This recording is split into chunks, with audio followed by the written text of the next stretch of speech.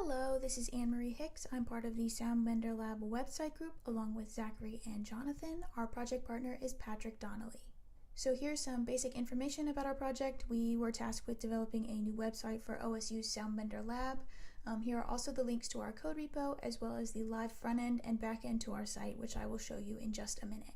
When we began this project in the fall, one of the major problems faced by our project partner was the existing website was built with a commercial no-code website builder and had very few customization abilities, which is what created some of these other problems, such as the website being difficult to update as well as the website just being one long scrolling single page.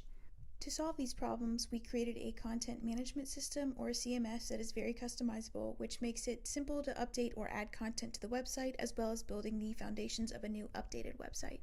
So we will go over the backend CMS first. As stated previously, it allows our client to easily manage the content on the website. It's simple to use but complex enough to be able to do things like build custom pages dynamically. So here is the front page to the backend. We developed it with the headless CMS Strappy. After you log in, you can see it has all of the website content organized like a database. I'll go ahead and show you what I mean when I say it can build custom pages. So under the page collection type, the client can add or remove any of the website pages, which are the tabs at the top of the website.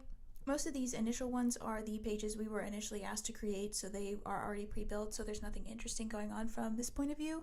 But the apply page is a good example of a combination of the two.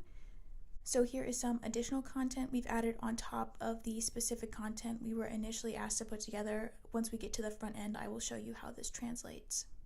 This is the content type builder, which lets you actually edit or add collection types and their attributes. This is the media library, which is connected to the AWS 3 bucket where all of this is hosted.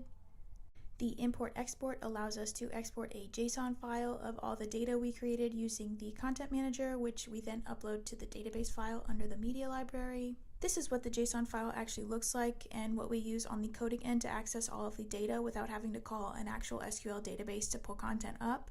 This makes everything less expensive, time, money, and power-wise. This method works because of the relatively small amount of content on the website, and we initially did it this way because the website was going to be completely static, but I will get to that change in a bit. We use the transfer to SB website to send updated content to the live SoundBendor website, but as you can see, it's already up to date.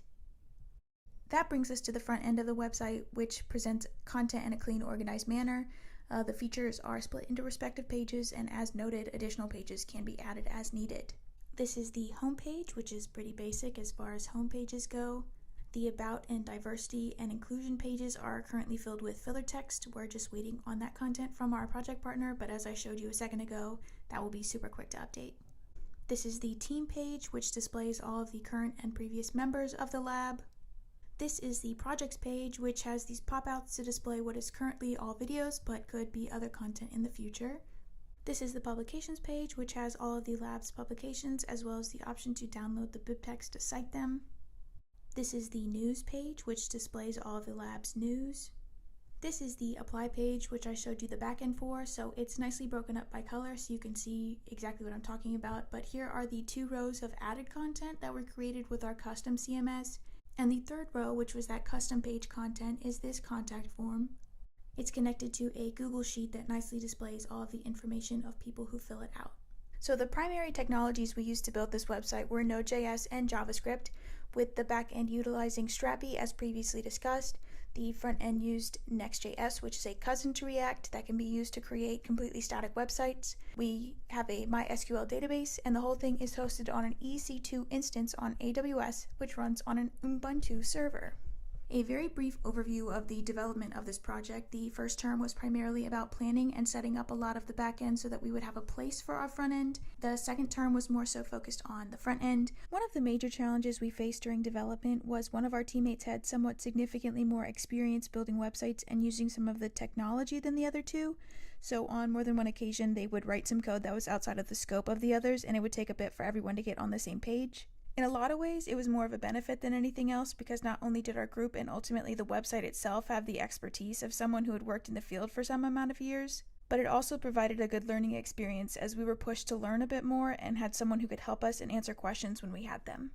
The third term of this current term has been focused on final touches and deploying the actual website. The only major deviation we had from our initial plan was the scope of the project change, so as noted previously, instead of having to build a completely static website, we were able to change it to be quasi-dynamic. So it still doesn't make database calls when loading content on a page, but it can utilize things like Ajax to communicate with the server.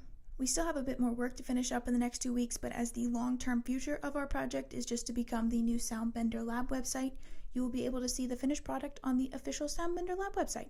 Thanks to our project partner, and thanks for watching.